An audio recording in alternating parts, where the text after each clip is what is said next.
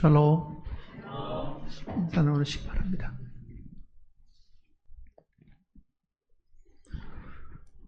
빌립보서 2장을 보시겠습니다.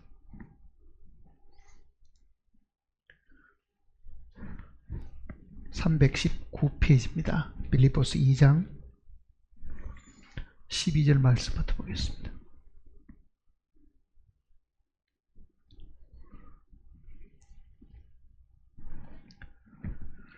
그러므로 나의 사랑하는 자들아, 너희가 나 있을 때뿐 아니라 더욱 지금 나 없을 때에도 항상 복종하여 두렵고 떨림으로 너희 구원을 이루라.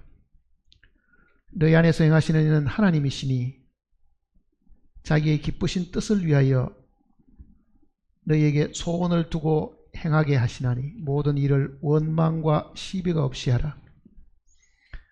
이는 너희가 흠이 없고 순전하여 어그러지고 거스리는 세대 가운데서 하나님의 흠없는 자녀로 세상에서 그들 가운데 빛들로 나타내며 생명의 말씀을 밝혀 나의 다람질이 헛되지 아니하고 수고도 헛되지 아니하므로 그리스도의 날에 내가 자랑할 것이 있게 하려 함이라. 만일 너희 믿음의 제물과 섬김 위에 내가 나를 전제로 드릴지라도 나는 기뻐하고 너희 무리와 함께 기뻐하리니 이와 같이 너희도 기뻐하고 나와 함께 기뻐하라. 기도하십시다.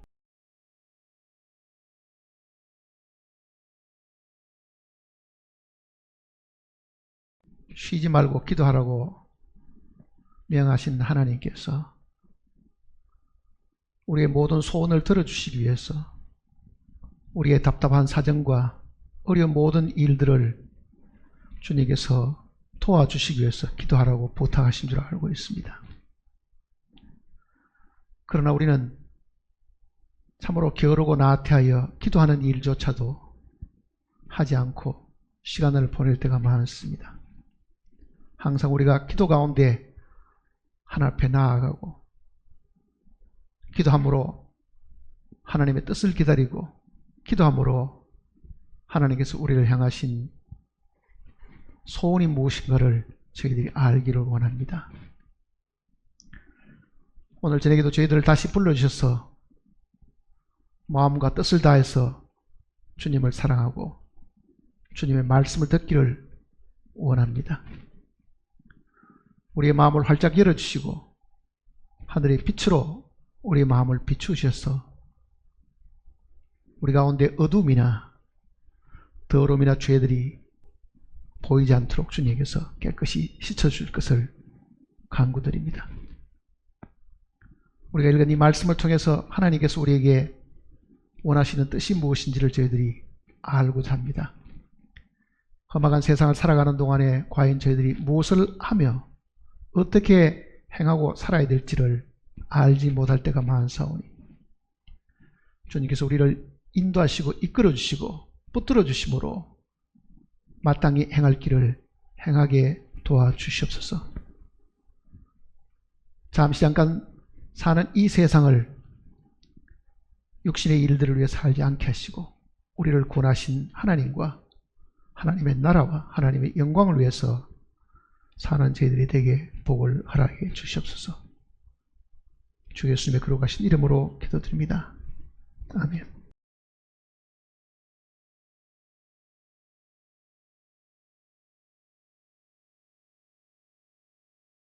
구원을 받은 그리스도인들이 구원받기 전에는 말씀을 들으려고 하는 갈급한 마음도 있고 또 구원을 받지 못했으므로 뭔가 하나님께서 도와주시기를 간절히 구하는 마음들이 있었지만요, 어쩌면 구원받고 난 이후에는 그런 갈급한 마음은 사라지고 오히려 우리의 마음들이 나태해지고 게을러지고 별로 하나님께 이 도움을 구하거나 하나님께 나아가는 그런 일들은 별로 없고 내가 계획하고 있는 어떤 일에 하나님이 복을 주셔가지고 세상에서 좀 편하게 살고 병 걸리지 않고 살고 그저 자식들이 잘 되기를 바라는 그런 내 중심의 삶을 사실은 살기가 쉽습니다. 그러니 하나님이 나를 위해서 있어야 되는 것처럼 하나님이 나의 계획과 모든 어떤 일들에 반드시 하나님은 나를 지켜주시고 복을 주셔야 되는 것처럼 내가 중심이 되어서 사는 것은 하나님과 맞지도 않는데도요, 우리는 그런 마음을 가지고 살다가 또 그게 이루어지지 않으면은 마음속에 하나님을 원망하고 불평하는 그런 일들이 사실 많이 있습니다. 구원을 받은 사람들이 어떻게 살아야 되느냐? 그리스도인들이 신앙생활을 한다고 하면은 그 진정한 신앙생활이 도대체 뭐냐 이렇게 물으면은 뭐라고 대답을 하실 것 같습니까? 나는 거기에 대한 대답을, 어떤 대답을 가지고 있습니까? 그리스도의 삶은 어떠해야 되느냐? 어떻게 살아야 되느냐? 무엇을 하고 살아야 되느냐? 만일 이렇게 묻는다고 하면은 교회 가서 열심히 봉사하고 맡은 일들에 충성을 다해서 힘을 다해서 봉사하고 그 이외에 실제 하나님께서 우리에게 구원받은 사람들에게 원하시는 실질적인 삶은 어떻게 살아야 되느냐, 그 부분이 여기에 우리가 읽은 이 내용 속에 답이 사실은 주어져 있습니다. 그리스도인이라는 것은, 크리스찬이라는 것은 그리스도를 따르는 사람이란 뜻입니다. 원래 그리스도를 따르는 사람, 본래 원어에도 보면은 크리스티아노스 하는 그 말의 뜻은, 물론 지금 영어로는 크리스찬이라는 말로 번역이 되기는 했지만요, 그리스도를 따르는 사람, 이 헬라의 원어대로 하면은 그리스도를 따르는 사람, 그런 뜻인데, 우리는 그리스도를 따르는 주님의 제자들입니다. 주님의 제자된 우리가 구원을 받고 난 이후에, 제자가 된 이후에 정말 그리스도인의 삶을 정상적으로 살려고 하면은 무엇을 하고 어떻게 하고 살아야 되느냐 하는 것을 항상 우리는 생각을 해보지 않으면요, 많은 경우는 자기가 생각하고 있는 어떤 기준을 정해놓고 그 일을 위해서 최선을 다하려고 할 겁니다. 세상 사람들 가운데는 하루에 한 가지 선을 행해야 된다, 뭐 그런 사람도 있잖아요. 우리는 매일 성경을 읽어야 되고 매일 기도해야 되고 교회 와서 봉사하고 뭐 그 기타 그 외에 많은 어떤 일들이 그리스도인들이 해야 되는 일들인 것처럼 사실 생각하지만은 사실은 그렇지 않고, 여기에 있는 이 말씀이 참으로 그리스도인들이 살아야 될 그 삶을 이야기를 하고 있는 겁니다.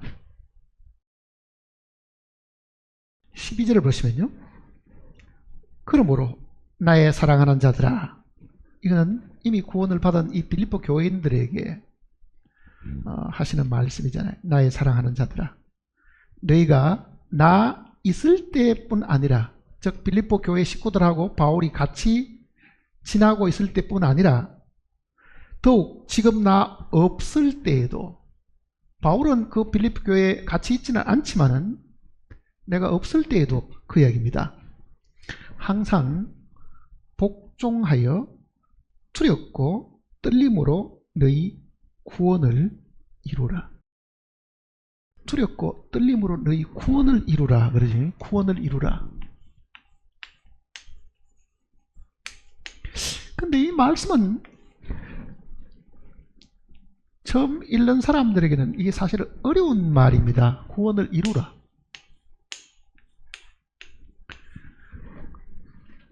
두렵고 떨림으로 너희 구원을 이루라 그러면은 그 부탁을 오늘 우리도 이 성경을 읽으면서요, 하나님께서 우리 구원을 우리가 이루라고 이야기를 하고 있다, 이렇게 생각하잖아요. 구원을 이루라. 구원은 주님이 다 해주셨는데 우리가 도대체 이루어야 될 구원은 도대체 뭐를 두고 하는 이야기냐. 바울은 이 빌립보 교회에게 두렵고 떨림으로 너희 구원을 이루라고 했는데 빌립보 교인들은 이 말을 제대로 알아들었겠는가? 만일 내가 그 당시에 빌립보 교회의 교인으로 있었다고 하면은 바울이 나의 사랑하는 자들아, 내가 너희와 함께 있을 때나 없을 때나 너희가 다 서로 순종하고 복종하는 사람이 되어야 되고 너희 구원을 이루라, 이렇게 이야기를 했다고 하면 어떻게 이해를 했겠어요? 아니 사도님, 구원은 이미 주님께서 다 이루어 주셨는데 내가 이루어야 될 구원이 뭡니까? 아마 이렇게 반문을 아마 할 수도 있었을 겁니다. 구원은 주님이 완성하신 것이고 우리는 그거를 믿음으로 받은 것 뿐인데, 받았으면 됐지 구원을 어떻게 이루느냐, 이렇게 생각을 해볼 수 있습니다. 근데 이 단어가 사실은 사람들에게 어떻게 이해되어지고 있는지는 모르지만요, 우리는 이 구절을 정확하게 알고 있어야 됩니다. 사실은 이게 무엇을 의미하는지를 정확하게 알고 있어야 된다는 겁니다. 자, 두렵고 떨림으로 앞에는 복종하여 혹은 순종하여, 순종을 해가지고 두렵고 떨림으로 그러잖아요. 구원을 이루기는 이루는데 두려워할 거는 뭐며 떨리는 거는 뭐냐?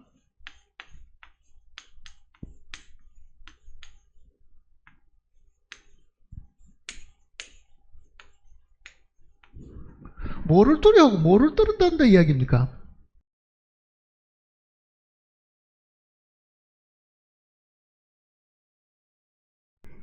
이제 요 구절만 읽어보면 이 말을 우리는 사실 참 이해하기가 힘듭니다.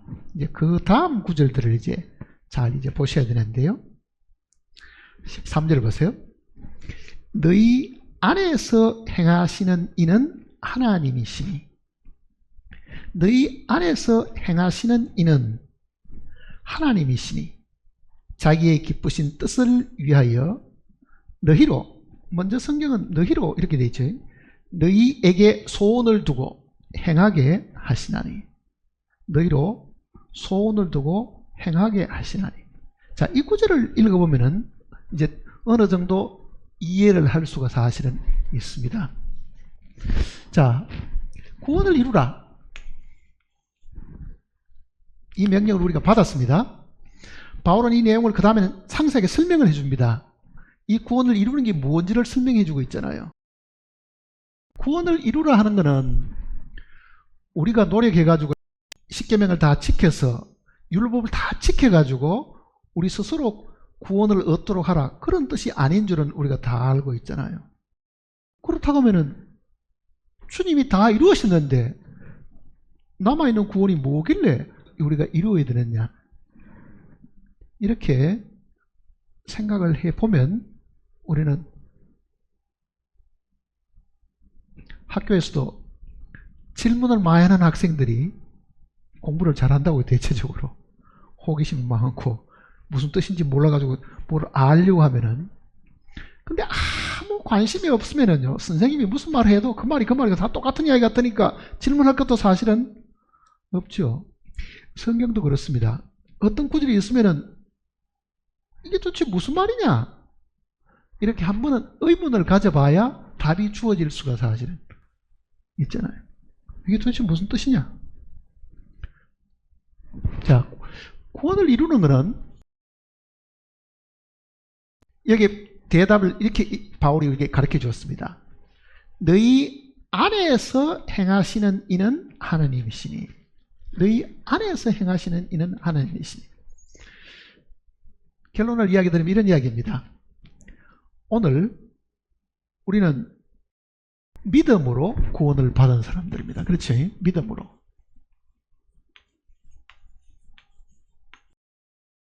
뭐를 믿었느냐?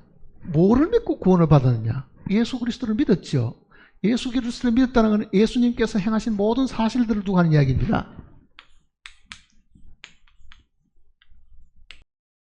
사실, 예수님께서 이 땅에 오셔서 십자가에서 이루신 역사적인 그 사실, 죽으심과 부활하심 그리고 성천하신 이 모든 이루어진 사실들을 우리가 주님을 믿음으로 주님이 하신 그 모든 것들이 우리 것이 사실은 되게 하셨습니다. 그러니까 사실이라는 것은 과거와 관계가 있잖아요. 과거. 역사적인 사실이라는 것은 과거에 이루신 것이잖아요. 그러니까 십자가에서 주님이 죽으시고 부활하시고 성천하시고 하신 주님이 친히 이루신 그 사실들은 믿음으로 내 것이 되게 하는 겁니다. 이거는 해놓은 것이니까 그 사실들을 내 것이 되게 하려고 하면 손을 내밀어 가지고 그거를 받으면 사실은 내 것이 되잖아요. 그러니까 믿음은 사실을 내 것으로 만드는 도구입니다. 사실은 본래 객관적인 것이잖아요. 이 객관적인 것을 믿음으로 주관적인 내 것으로 삼는다는 것은 주님의 죽음이 내 죽음이 되게 한다는 것은요, 이거를 구체적으로 만드는 거거든. 객관적인 것을 주관적인 경험으로 바꾸어주는 수단이 사실은 믿음입니다. 자, 주님이 이루신 사실을 믿었으니까 우리는 뭘 하는 겁니까? 구원은 받았죠. 이 부분이 한 부분입니다. 사실은요. 그러면 신앙생활은 뭐냐? 이거를 늘 기억하고 있는 게, 그리고 이 기억하는 그 내용 때문에 찬송 부르는 것이 신앙생활이냐? 그렇지 않잖아요. 주님이 내 대신 십자가에 달려 죽으셨고 나는 이제는 구원함을 받았습니다. 그 역사적인 사실을 믿어가지고 내 것이 되기는 했는데, 믿어서 내 것이 되었던 것은 어떻게 보면 지금 보면은 그것도 과거 일이잖아요. 그러면은 신앙생활은 뭐냐? 매일 그러면 기도할 때마다, 모일 때마다 주님 내 대신 십자가에 달려 돌아가신 걸 감사합니다. 그렇게 하는 것이 신앙생활이냐? 그렇지는 않죠. 그렇지 않다고요. 아마 오늘 이 자리에서 구원받으신 분들이 구원의 그 기쁨과 감격이 한 3개월도 못 갔을 겁니다. 굉장히 뭔가 마음에 벅차고 이 뒷굽이 닿지 않을 정도로 마음이 가벼워가지고 발걸음도 가벼웠는데, 그런 가벼운 마음과 기쁜 마음이 얼마 갔어요? 사실은요. 다 잊어버렸지는 뭐. 그 옛날 나도 그런 적이 있어. 그리고 그 옛날을 다시 회상하려고 그래도요, 그때 그 기쁨이나 그 마음의 편안함만큼은 되지를 않죠.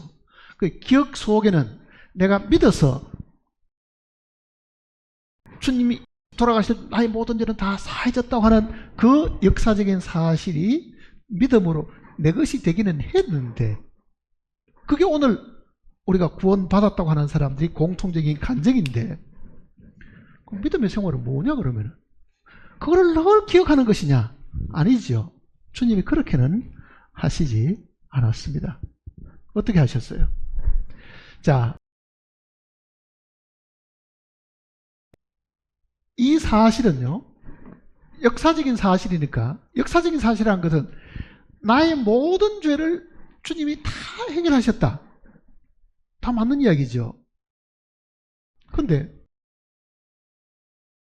주님이 해결하신, 십자가에서 해결하신 이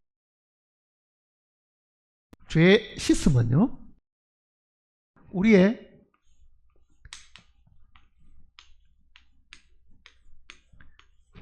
죄들이라고요. 사실은요. 죄들이라는 건 뭡니까? 이미 행동으로 옮겨졌고 손과 발로 지었던 이 죄들이잖아요. 이 죄들은 하나님 앞에 있는 것이기 때문에 주님의 보혈과 주님의 죽으심으로 다 해결되었는데, 문제는 내 안에 죄가 있잖아요. 지은 죄들은 행동으로 옮겨진 것은 죄 짓는 그 순간에 모두가 하나님의 장부 속에 다 기록이 돼가 다 남아있는 것이지만은요, 아직 행동으로 옮기기 전에 내 안에 있는 죄는 여전히 있잖아요. 사실은요. 죄성이 그대로 내 속에 남아있거든요. 그게. 그러면은 믿음으로 씻음 받은 것은 지은 죄들이지 안에는 죄성이 믿음으로 사라지는 것은 아닙니다. 사실은요. 그렇잖아요. 심판받을 죄는 하나님 앞에 이미 범죄가 되어버린 것, 행동으로 옮겨진 것은 죄값을 반드시 치러야 되지만은 죄성은 조상에부터 유전된 것이기 때문에 이 죄성으로 벌을 받는 것은 아니라고요. 사실은요. 그러나 우리는 여전히 이 죄성이 우리 속에 있음을 다 알고 있잖아요. 구원받은 우리 속에도 여전히 죄성이 있다는 것을. 그러면 하나님께서 지은 죄들만 십자가를 통해서 다 해결하시고 우리 속에는 이 죄는 그냥 남겨두었느냐? 아니죠. 이거를 해결하는 방법이 주님의 사실은 십자가의 죽음도 있고 또 하나가 뭐 있냐면요. 여기는 순종이라는 것이 있습니다. 자, 십자가에 죽으신 예수 그리스도는 내가 지었던 모든 죄들을 정결케 하시기 위해서 피 흘리시고 죽으신 분이고 부활하셔서 이 땅에 다시 보내주신 성령은 부활하신 주님의 영이잖아요. 그 성령은 우리 안에 들어오셔가지고 내주하시는 성령이거든요. 내주하시는 성령. 그 내주하시는 그 성령의 내주하심,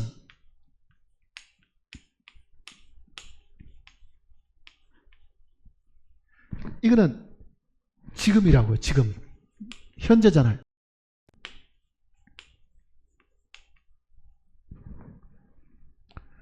자, 주님의 죽으심과 피 흘리심은 우리의 범죄를 위한 것이고 주님이 지금 내 안에 들어오신 것은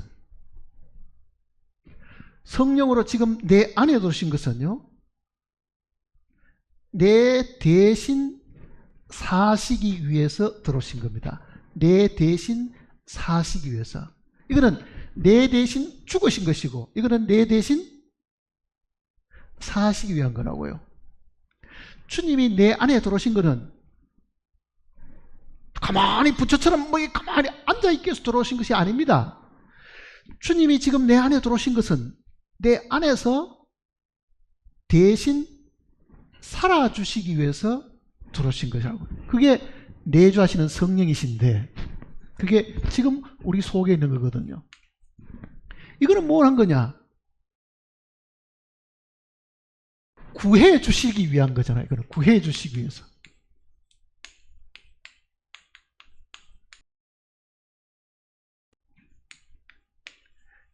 이거는 한 번 구해 주신 게 아니라 또 구하시고 또 구해 주시고 계속적으로 구해 주시기 위해서 들어오신 분이죠. 그러면 이 말이 이해가 가죠. 그렇잖아요. 어떻게 구해 주십니까? 두렵고 떨림으로 너희 구원을 이루라 하시는데 그거를 지금 우리 속에서 내 성격을 이기고 핍박을 이기고 괴로움을 이기고 승리하게 하시는 그 힘은 내 노력으로 내 수고로 하는 것이 아니라 내 안에 들어오신 그 성령이 내 대신 그 일을 하시기 위해서 들어오셨으니까 두렵고 떨림으로 내 구원을 이루려고 하면은 뭘 해야 되겠어요? 그분이 내 안에서 하시도록 뭐 합니까? 순종하는 것이다. 그 뜻입니다. 역사적인 사실은 믿음으로 내 것으로 만들고 지금 주님의 구원을 이루시는 대신 이루시는 그 구원을 내가 경험하려고 하면은 나는 뭘 해야 돼요? 그가 하시도록 순종하는 겁니다. 그러니까 신앙생활은 실제 매일매일 성령께 순종하고 살아가는 그 삶이 신앙생활이라고요. 그러니까 신앙의 핵심은 뭐냐? 두 가지입니다. 역사적인 사실을 믿음으로 내 것으로 만드는 일이 한 가지가 있고, 둘째는 구원은 받았지만 여전히 죄성이 우리 속에서 작용하고 있고, 아직도 나는 이 육신에서 벗어나지 못하고 있으니까, 그거를 주님이 아시니까 성령을 이 땅에 보내주셔서 믿은 모든 사람 속에 주님이 들어오신 것은 지은 그 죄들 뿐만 아니라 지금도 죄성이 활동하고 나로 하여금 죄 짓게 만드는 그 강력한 힘에서부터 나를 구해 주시기 위해서 들어오셨으니까 그에게 뭘 하라는 얘기입니까? 순종을 해라, 그 얘기입니다. 십자가에 죽으신 주님은 많은 사람들이 믿고 구원을 받았다고 하는 사람은 수없이 많아도요, 내가 지금 주님께 순종하고 사는 사람입니다라고 간증한 사람은 극히 드물다고요. 사실은요, 극히 드물잖아요. 그 신앙생활이 뭐냐? 매일 내 안에서 역사하시는 그 주님께 모든 걸 내가 맡기고 순종하고 승리에 사는 삶이 신앙생활입니다. 사실은요. 영국의 유명한 이 브레드렌 철치의 유명한 이 믿음의 형제 한 사람이 있었습니다. C.H. 맥킨토시라는 사람이 있었습니다. 찰스 헨리 맥킨토시라는 사람이 있습니다. 그 사람이 남긴 유명한 말이 하나 있습니다. 영어로 쓰면 이렇습니다. 쉬운 단어들이니까요.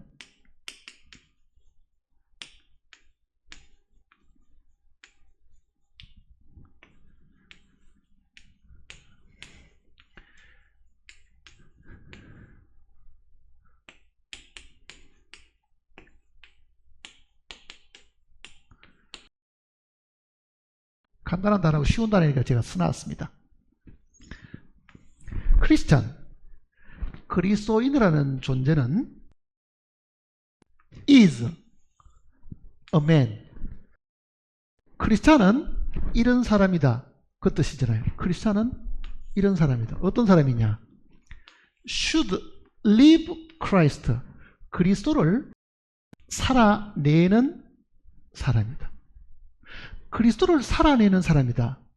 그 말이 무슨 말이겠어요? 그리스도가 부활하신 주님이 내 안에 들어오셨잖아요. 그 내 안에 들어오신 그 주님을 내가 살아낸다. 그분이 내 안에서 역사하시도록끔 내가 맡기고 사는, 순종하고 산다, 그 뜻입니다. 100년 전의 사람인데도 이런 사실들을 분명히 알고 있은 거예요.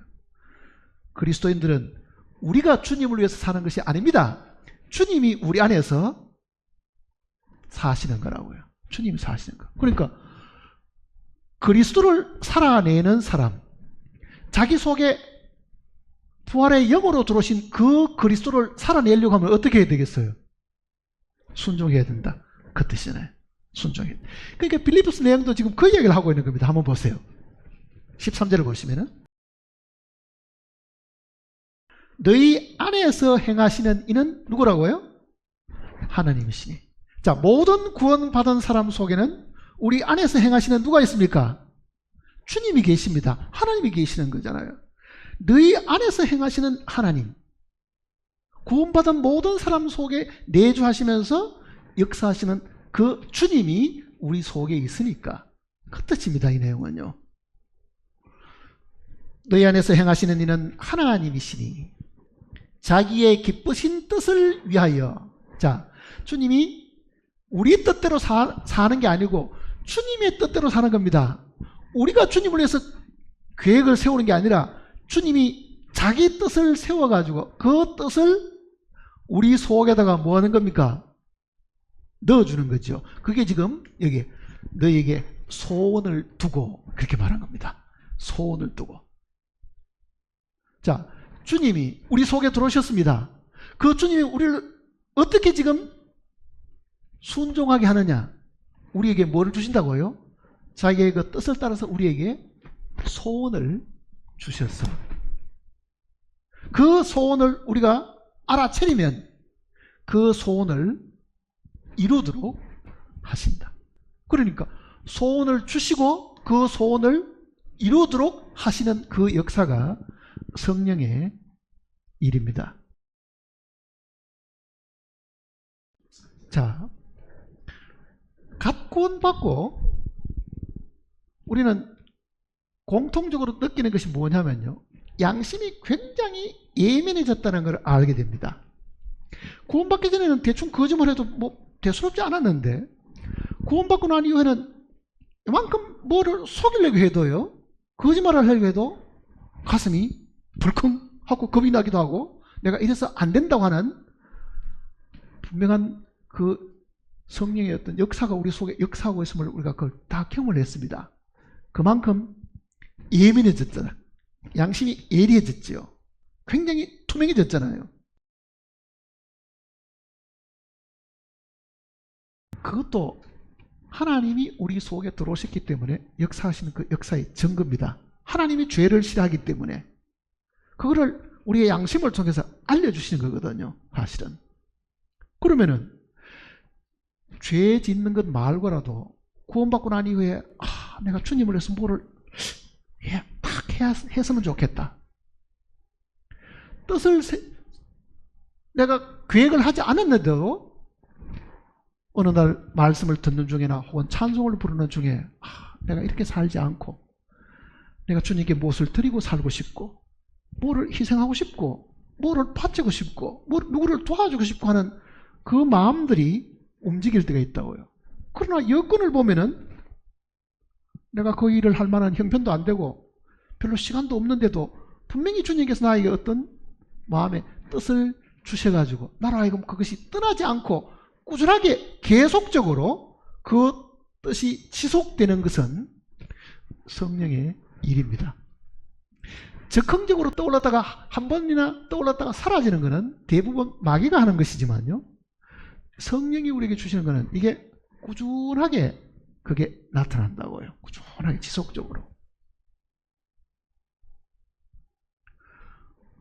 그러면은 우리로 하여금 소원을 두고 그러잖아요. 우리로 하여금 하나님 위해서, 교회를 위해서, 형제 자매를 위해서 뭔가를 하고자 하는 그 강렬한 뜻을 우리에게 전달해 주실 때 내가 거절하려고 하면은 뭔가 마음이 불편하고 그렇게 해야만 이게 마음이 편하다고 생각할 때가 있다고요. 그게 하루 지나도 그렇고 이틀 지나도 그렇고 꾸준하게 지속적으로 그 일이 있으면 그건 분명히 성령의 일입니다. 그러고는 뭐 한다고요? 행하게 하시나니. 그 일을 하도록끔 시간도 주시고 여건도 만들어 주시고 옮기도록 하시는 거잖아요. 자, 그럼 한번 보세요. 내가 살아가는 동안에 정말 믿음으로 이미 이루어놓은 모든 사실, 나의 모든 죄들은, 하나님 앞에 모든 죄들은 정말 단순하게 예수 그리스도를 믿는 그 단순한 믿음으로 내 것으로 만들어서 내가 구원받은 사람이 되었는데, 이것 말고 참으로 내주하시는 이 성령이 나로 하여금 뭔가를 이야기할 때에, 뭔가를 나에게 일깨워 줄 때에 내가 거기에 순종을 하게 되면 이게 내 일이 아니고 누구 일입니까? 주님의 일이잖아요. 주님의 뜻이고 주님의 생각이 나를 통해서 나타났으니까 내가 순종을 하게 되면은 주님이 내 안에서 자기 일을 하신 거죠. 그럼 누가 영광을 받아야 돼요? 하나님이 영광을 받으시게 되죠. 하나님이 영광을 받으죠. 마땅히 그런 거잖아요, 그게. 자, 한번 보세요. 구원은 받았는데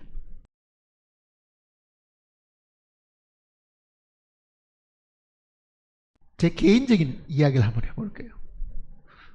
물론 오래전 이야기죠. 구원받고 한 5, 6년 고무렵 됐을 때 이야기인데요. 무리 안에 같이 있는 사람들 중에 몹시 나를 괴롭히는 사람이 있었어요. 헐떡고 뒤에서 엉뚱한 이야기하고 사실 아닌 이야기를 하고 너무너무 불편하잖아요. 사실은 너무너무 불편한 거죠. 같은 모임에 나와서. 근데 나보다 더 나이가 많으시긴 있기 때문에 섣불리 이야기할 수도 없고 인간적인 갖춰야 될 도덕도 있고 윤리도 있으니까 그렇게 할 수도 없고. 근데 보면 불편한 거죠, 서로가. 그리고 그게 꾸준하게 지속적으로 귀에 들려오니까 굉장히 불편하잖아요. 성경을 읽으면 어때요?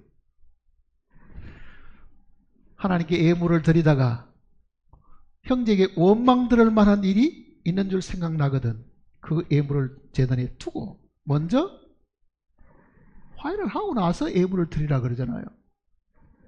자, 주일날 와서 봉사하거나 헌금을 드리는 이 모든 일을 주님을 기쁘게 하는 그게 만일 예물이라고 하면 그거 이전에 먼저 해야 될 일은 뭐냐? 그거는 그냥 두고 문제가 있는 사람들하고 먼저 화해를 하고 난 다음에 드리라는 것이 주님의 뜻이고 명령인 거잖아요, 사실은요. 그러니까 그 성경을 읽을 때마다 기억날 때마다 더 괴로운 거죠. 저 사람 쳐다보고 있으면 화가 나는데 왜? 나한테 뒤에 엉뚱한 이야기 비난하고 모욕하고. 성경을 펴면 그 생각부터 먼저 나는 거죠. 예물을 두고.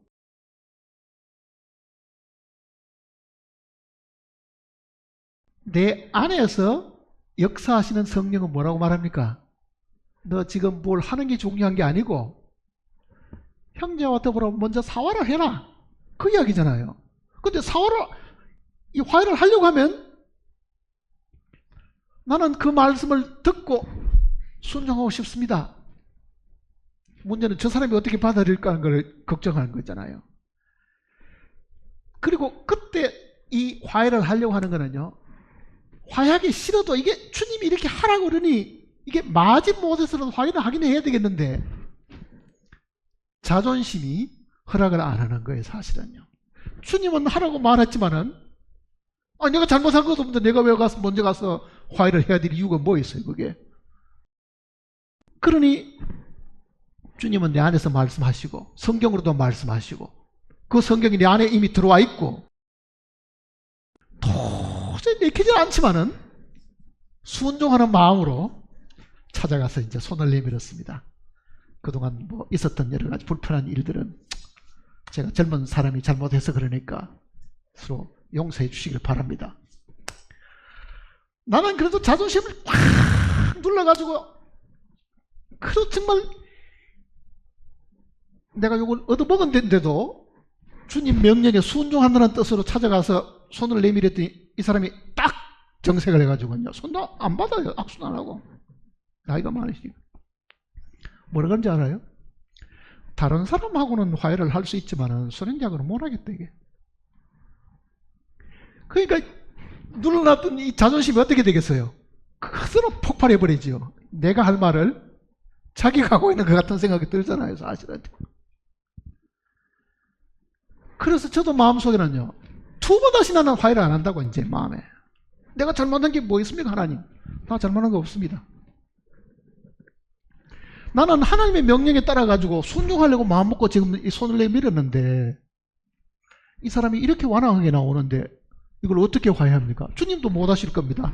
나 이 사람하고 더 이상 화해 안 하고 주님 오실 때까지 이 사람 안 쳐다봐도 좋으니까 나는 앞으로 화해 안 합니다. 딱 그런 거죠.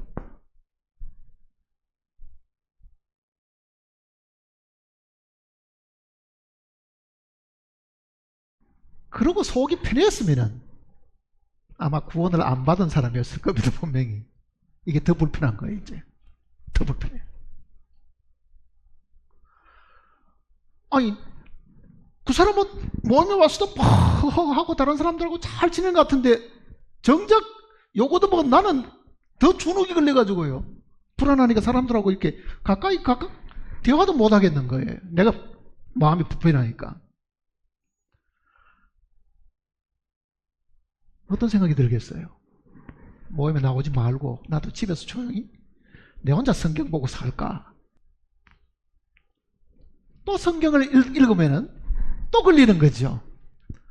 10,000달란트 예? 탕감받은 종하고 100데나리온 탕감받은 종 그 비유 나오잖아요. 마태복음 내용도. 그 성경을 읽으니까 또 마음에 이거 정말 이거 큰일 났다 싶은 생각이 들잖아요.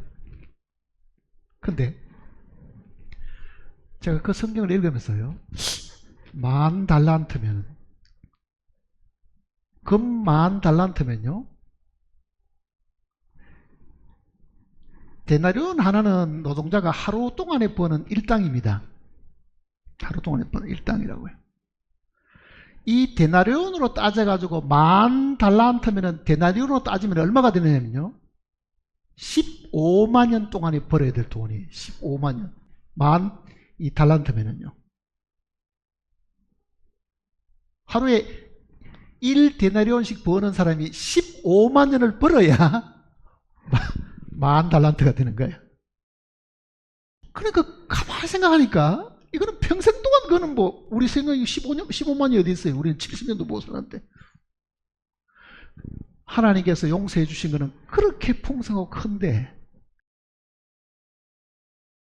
나는 왜 저 사람도 나처럼 서로 좋게 이렇게 하면 되는데 왜 그렇게 안 하고 저렇게 지난번처럼 또 소화를 안 한다고 저렇게 할까 하는 그 생각이 사실 들잖아요.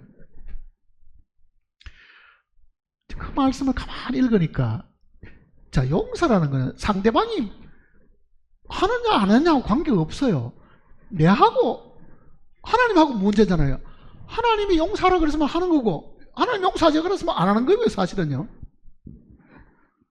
그래서 상대방이 어떻게 받아들이느냐가 중요한 게 아니고, 하나님이 용서하라 그랬으면 하는 거고, 원수 사랑하라 그러면 하는 거지. 나는 좋은 사람은 사랑하고 싫은 사람은 사랑 안 해야지가 아니라, 이건 주님의 명령에 관계되는 거잖아요. 정말 마음이 이제 새로워졌죠. 상대방이 지난번처럼 화해 손을 안 내밀어도 나는 아무 관계가 없다. 그날은 설교하려고 단상에 섰었는데요, 저 끝에 저 뒤에 앉아 계셔요. 찬송 부르는 동안에 뒤로 돌아가가지고 쭉 제일 뒷자리에 앉아 계시는 그분 옆에 제가 앉았어요. 왜? 마음에 이 문제를 두고 설교를 할 수가 없으니까, 사실은. 마음의 문제를 두고. 찾아가서 옆에 앉아가지고 다시 이야기했어요. 그동안 있었던 모든 불편한 모든 점들은 제 잘못이고, 마음에 지금 이해가 안 되시면 제가 기다리겠습니다. 이렇게 했어요. 그때는 자존심을 꺾으려고 할 필요도 없고, 정말 있는 그대로 제 마음속에 있는 그 마음을 그대로 이야기했어요.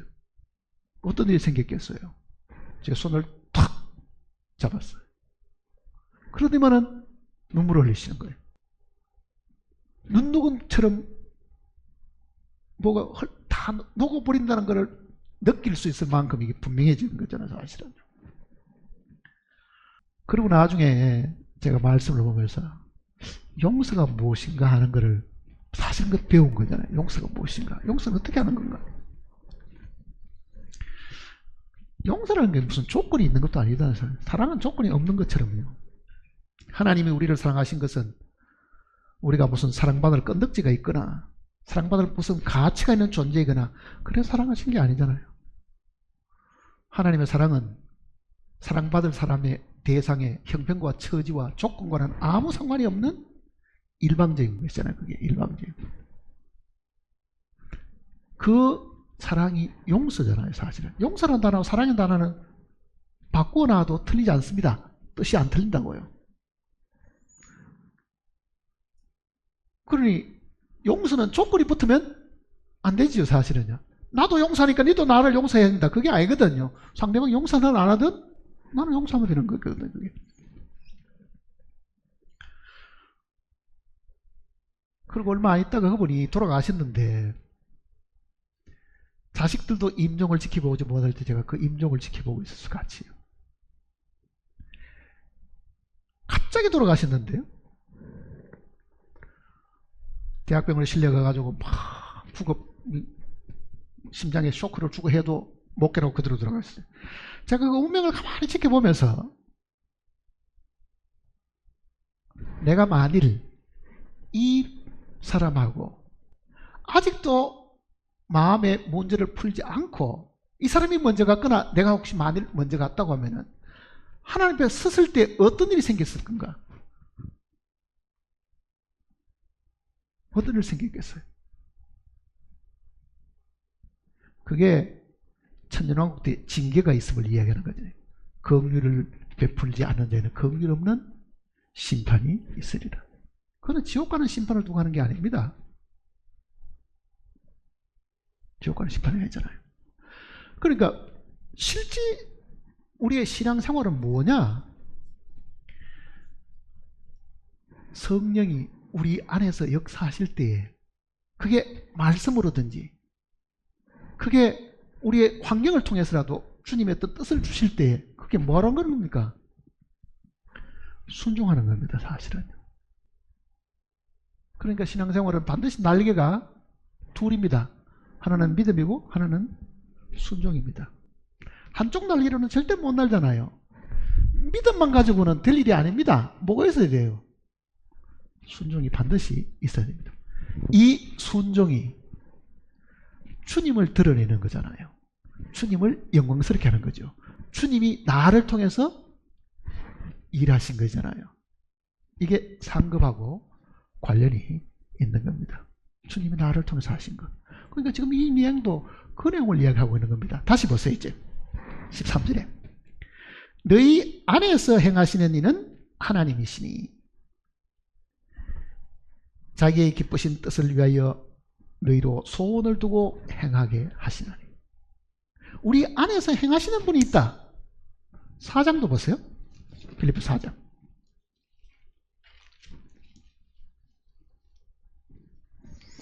13절 보세요. 4장 13절. 같이 읽어볼까요? 내게 능력 주시는 자 안에서 내가 모든 것을 할 수 있다. 내 안에 능력 주시는 분이 있다. 그 이야기잖아요. 내 안에 능력 주시는 분이 있다. 그러니까 신앙생활은 첫 번째로는 역사적인 사실을 믿는 겁니다. 죄 사함 받고 어렵담을 얻는 것은 믿음으로 하는 거잖아요. 그러나 실제 사는 것은 뭘 사는 겁니까? 성령께 순종하고 사는 겁니다. 우리 안에 계시는 주님을 살아내는 거잖아요. 그게 구원을 이루는 겁니다. 그게 구원을 이루는 거예요. 갈라디아서 보세요. 갈라디아서 2장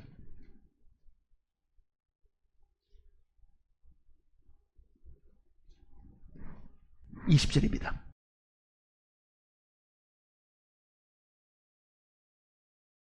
같이 읽어볼까요?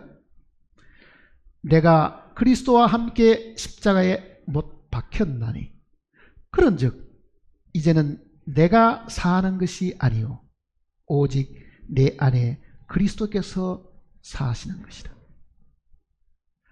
자, 내가 사느냐 내 안에 그리스도가 사느냐, 그게 신앙생활의 차이입니다. 기독교도 종교가 되어버리면요, 종교인들은 뭐합니까? 그가 살아가는 거잖아요. 그가 선을 행하는 것이고 그가 착하게 사는 것이고 그가 남에게 구제하고 사는 거고 자기가 사는 거지요. 근데 여기는 뭐라 그럽니까? 내 안에 사는 것은 그리스도니. 그러잖아요. 내 안에 사는 것은 그리스도니. 그리스도가 내 안에서 자기의 삶을 사셔야 하나님의 삶을 사는 겁니다. 하나님의 삶.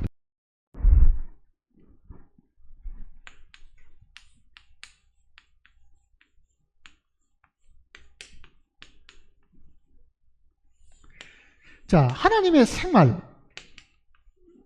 만일 우리가 하나님의 삶을 살려고 하면 인간은 하나님의 삶을 살 수가 없습니다. 하나님은 영이시고 우리는 육체적인 존재잖아요. 인간은 어떤 경우든 하나님의 경지에 이르는 삶을 살 수가 없습니다. 표준이, 하나님의 이 삶의 표준이 영적인 것이고 하늘에 속한 것 같으면요, 땅에 속한 사람은 그 표준에 이를 수가 없습니다. 하나님의 표준에 이르려고 하면은 하나님이 내 안에 사셔야 하나님의 표준에 이룰 수 있는 거잖아요, 이게.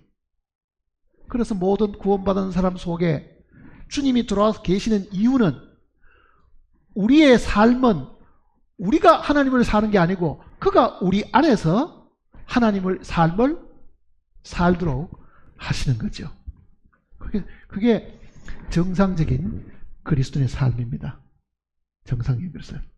우리가 주님을 위해 사는 것이 아니라 주님이 우리 안에서 하나님의 삶을 사시는 것.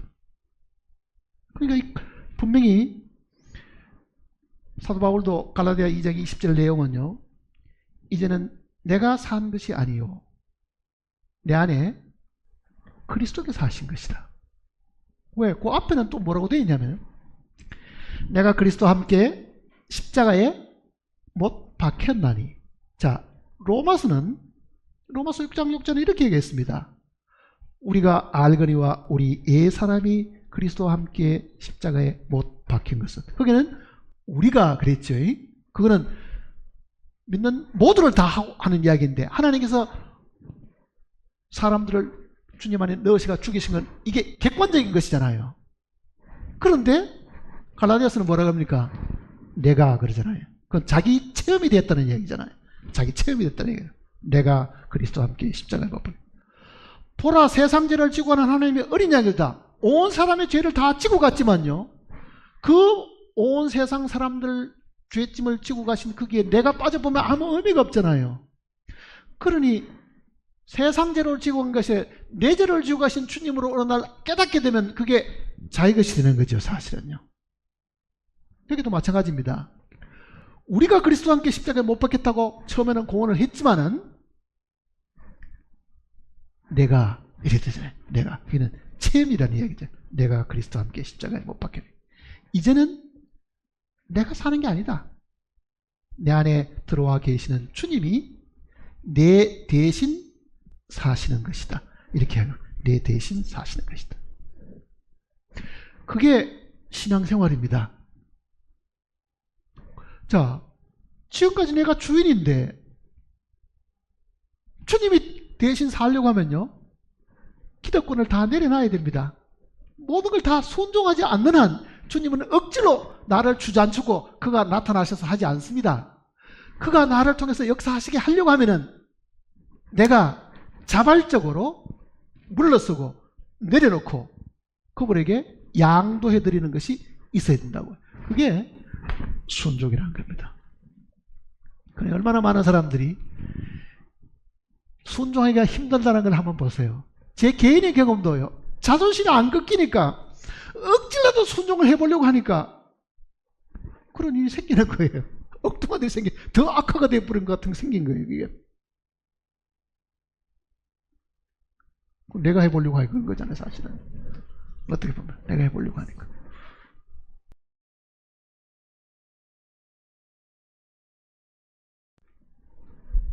믿음은 주님이 이루신 과거의 그 역사적인 사실을 내 것이 되게 할 수는 있어도 그 믿음만 가지고는 내 안에 계시는 주님으로 하여금 내 안에 역사하실 수가 없으니 나는 뭘 해야 돼요? 믿고 그 다음에는 순종하는 것이 있어야 된다. 그 얘기입니다. 순종하는 것이 있어야 된다.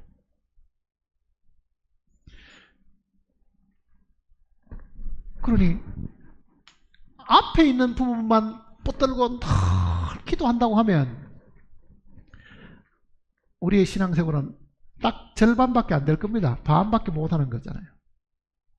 절름발이 신앙생활. 날개 하나 가지고 아무리 힘을 다해도 공중에 날 수가 없습니다. 날개는 반드시 둘이 되어야 되거든요. 둘이 되어야 되는 거예요.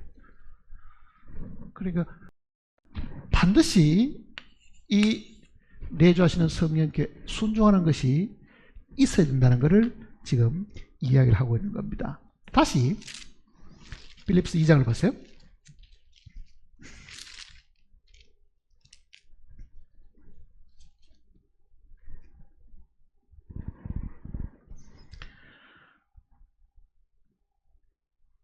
(14절입니다) 모든 일을 원망과 시비가 없이 하라. 원망한다는 것은 불평하는 거고, 시비는 옳고 그름을 따지는 겁니다. 그러니 신앙생활을 한다는 사람의 마음에 불평이 있고 옳고 그름만 늘 따진다고 하면 여전히 자기 속에 머물고 있는 사람이지 주님께 맡기는 사람은 아닙니다. 혹시 남들이 잘못해도 그것도 주님께 맡기면 불평할 일도 없습니다. 사실은요. 근데 그거를 내가 옳고 그름을 따져가 너는 그래서 안 돼, 그건 저래서 안 돼 하다 보면은 성경대로 남의 일 간섭하는 일로 고난을 받지 말라 했는데 맨날 남의 참견하고 따지다 보면은 더 괴로움도 더 많이 당하는 경우도 있습니다. 자, 그 다음 보세요. 15절에 이는, 자, 그렇게 해야 되는 이유가 뭐냐? 이는 너희가 흠이 없고 순전하여 어그러지고 거스리는 세대 가운데서, 어그러지고 거스리는 것은 지금 현재 세상을 두고 하는 얘기입니다. 지금 이런 세상 가운데서 뭐 한다고요? 하나님의 흠없는 자녀로 세상에서 그들 가운데 빛들로 나타나며. 자, 하나님이 빛이시니까 우리는 빛의 아들들이 된 사람들이잖아요. 자, 빛의 아들들은 빛을 비추고 살아야 되는데 우리에게 무슨 빛이 있어요? 사실은요. 우리가 가지고 있는 빛은 반사하는 빛밖에 없습니다. 사실은요. 그렇잖아요. 자, 하나님이 만일 태양이시면 교회는 달로 묘사가 되어 있고 그 달은 태양의 빛을 받아서 반사하는 것이잖아요. 반사하는 것.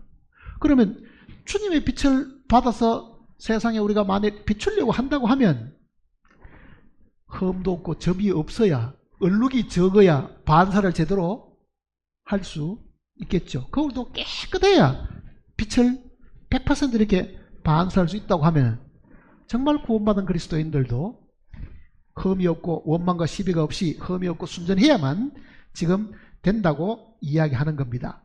그 다음 또 보세요. 16절에도 생명의 말씀을 밝혀. 생명의 말씀은 주님 자신을 드러내는 겁니다. 나의 다름질이 헛되지 아니하고 수고도 헛되지 아니하므로 그리스도의 날에 내가 자랑할 것이 있게 하려 합니다. 우리는 주님을 드러내는 사람들입니다. 사실은요. 성경도 예수 그리스도를 증거하는 하나님의 말씀이잖아요. 구원받은 그리스도인들은 그리스도의 몸을 이루고 있는 사람들인데 몸이 하는 일들은요, 머리가 하는 그 생각과 뜻을 전달하는 도구지 지체가 무슨 자기 생각을 드러내는 것이 몸이 하는 일이 아닙니다. 손이 움직인다고 해가지고 이게 손의 생각이 아니잖아요. 누구의 생각입니까? 머리의 생각입니다. 그러니 몸이라는 것은 머리의 생각을 전달하는 도구라고 하면 내가 그리스도의 몸 속에 있다고 하면은 내 뜻이 드러나가 되겠느냐? 그 얘기잖아요. 내 생각이 드러나서 되고 내 주장이 드러나서 되겠느냐? 누구의 생각이 드러나야 됩니까? 머리이신 주님의 뜻과 주님의 생각이 드러나야 빛이 드러나는 거죠. 사실은 빛이 드러나는 것. 그런데 우리 속에서 머리에 통제를 받지 않는 것이 있습니다. 암세포입니다. 암세포는 이 두뇌의 지배를 받지 않기 때문에요. 세포 분열을 지 마음대로 하는 거죠. 지 마음대로. 머리의 지배를 받지 않는 것은 있어서는 안 될 암적 존재만 세포 분열을 머리의 지배를 받지 않고 지 마음대로 하는 거예요. 사실은요. 그러니 우리는 머리이신 주님의 뜻을 전달하고 그 생각이 나타나야 한다고 하면 이 생명의 말씀을 밝혀 나의 다름질도 헛되지 아니하고 수고도 헛되지 아니함으로 그리스도의 날에 내가 자랑할 것이 있게 하랍니다. 그거는 우리가 빛의 자녀로 빛이신 주님을 드러내는 사람으로 살아야 된다. 자, 내가 만일 보세요. 구제를 하면 사람들이 나한테 만일 고맙다고 하면은 그 구제는 내가 한 것이 되겠죠. 사실은요. 근데 만일 내가 구제를 했는데 당신이 믿는 하나님은 참으로 사랑이 많으신 하나님이군요 라고 한다면 누가 칭찬받는 겁니까? 하나님이 칭찬받는 겁니다. 성경도 지금 그 내용을 지금 우리에게 늘 가르쳐 주고 있는 거예요. 내가 하면은 내가 칭찬을 받지만은 주님이 나를 통해서 하시게 되면은 주님이 영광을 받으시게 됩니다. 마태복음 보세요.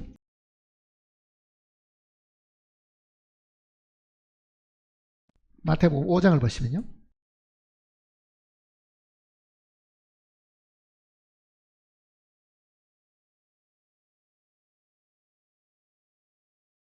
마태복음 5장 16절입니다. 같이 읽어볼까요? 이같이 너희 빛이 사람 앞에 비치게 하여 그들로 너희 착한 행실을 보고 하늘에 계신 너희 아버지께 영광을 돌리게 하라. 자, 내가 착한 일을 했으면 사람들이 나한테 칭찬을 하겠죠. 근데 성경은 뭐라 그럽니까? 내가 착한 일을 했는데 누구에게 영광 돌아가요? 하늘에 계신 너희 아버지께 영광을 돌리게 하라.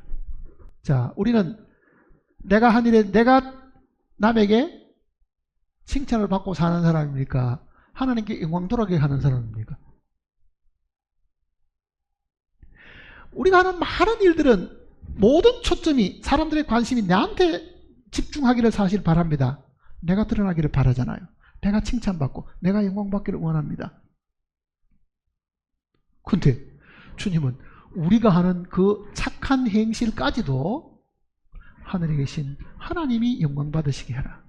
어떻게 하면 그렇게 되겠어요? 내게 능력 주시는 자 안에서. 누가 능력 주셨습니까? 하나님이 능력 주시면 하나님의 영광을 받으셔야 되지요. 하나님이 능력 주셨으면 바울이 이야기한 것처럼 이제는 내가 산 것이 아니오 내 안에 그리스도께서 사신 것이라. 내가 한 것이 아니고 내 안에 주님이 나를 통해서 하신 것이니까 당신이 그렇게 말하는 건 틀렸고 하나님께 영광을 돌리세요. 이렇게 말해야 되는데 주님도 분명히 하늘에 계신 너희 아버지께 영광을 돌리게 하라. 그렇죠? 이 일이 얼마나 중요한 일인가 한번 보세요. 주님께 영광이 돌아갔으면 그 영광은 어느 날 나도 그 영광을 주님께로부터 얻게 되지만은 내가 영광을 얻어버렸으면요 하나님께 돌아갈 영광이 없습니다. 그렇잖아요. 하나님께 돌아갈 영광이 없다. 그러니까 이 땅에 사는 구원받은 사람들이 하나님의 영광을 가로채지 않도록끔 특별히 조심해야 됩니다. 어떤 경우 그런 게 있어요. 보통 사람들이 누구 집 아들은 너무너무 똑똑하고 잘생겼고 그렇다고 이야기합니다. 잘생기고 머리가 똑똑한 거는 자기가 그렇게 만든 것이 아닙니다. 사실은요. 그런데 우리는 그 이야기 들으면요 자기가 뭐 그런 큰 능력이 있는 것처럼 괜히 아이고 뭐 별 말씀 뭐 어쩌고 하지만은 그 사람이 주는 그 칭찬을 자기가 마시고 즐기고 있잖아요. 사실은요.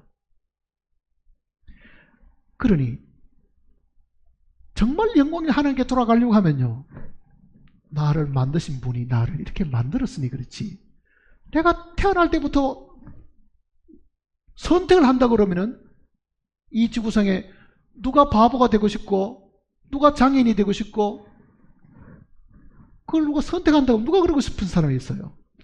하나님이 다 그렇게 해주셨다고 하면요 내가 사람들이 칭찬할 때에 그 칭찬에 도취되어 가지고 괜히 자기를 높이는 그런 어리석은 일들도 하나님의 영광을 가로채는 일들입니다. 사실은 가로채는 일들이에요.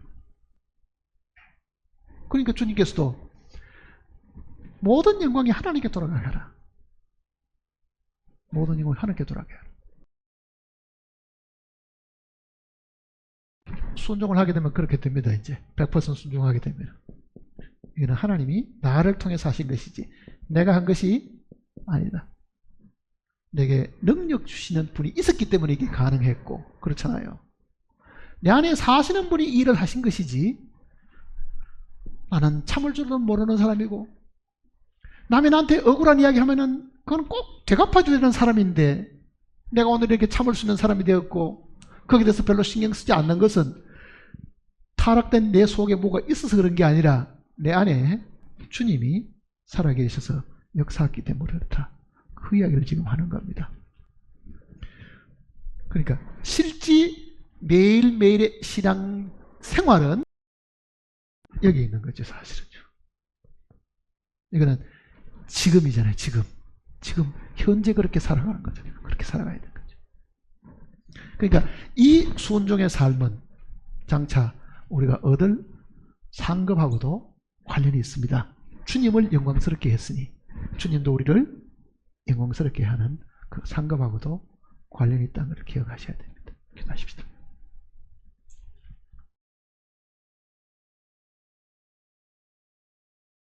걸어가신 아버지 하나님, 우리가 무엇이기에 주님께서 우리를 구원하시고 하나님 앞에 설 수 있도록 우리를 어렵다고 칭해 주셨는지 그 은혜를 감당할 수가 없습니다. 뿐만 아니라 매일의 삶 속에서 주님이 우리 대신 사시기 위해서 들어오셨고, 매일매일 매 순간마다 주님께 순종함으로 주님께서 우리를 통해서 역사하심을 약속하셨고, 지금도 우리 가운데서 역사하고 계심을 감사드립니다. 오늘 주님을 믿는 형제 자매들이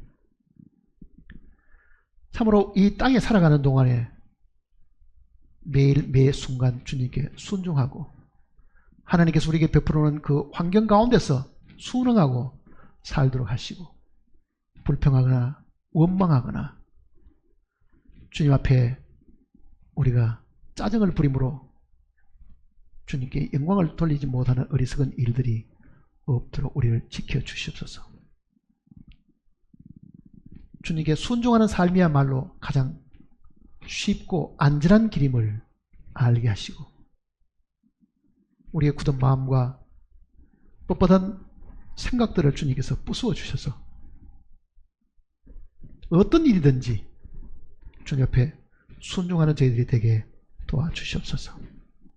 주님 만날 때에 부끄러움이 없게 하시고 주님의 뜻을 이루고 주님의 영광을 위해서 살은 것에 대한 보상을 저희들이 받을 수 있도록 우리를 지켜주시고 돌봐 주시옵소서. 우리 주 예수님의 거룩하신 이름으로 기도드립니다.